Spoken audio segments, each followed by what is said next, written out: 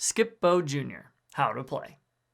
The object of the game is to be the first player to get rid of all the cards in your stockpile. Setup. The oldest player is the dealer.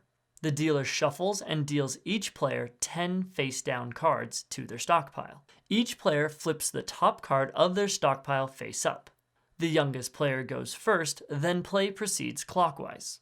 On your turn, the dealer deals you 3 cards face up into 3 separate piles. If you already have cards in those piles, these cards go on top of them. There are 4 building piles in the middle of the table that start at 1 and count up to 10. On your turn, play any face-up card in front of you to any of the 4 building piles so long as the number played is next in the ascending sequence. If any building pile reaches 10, remove it so a new pile may take its place. Wild cards count as any number and may be played on anything. If the draw deck runs out of cards, shuffle all the cards from the discarded building piles.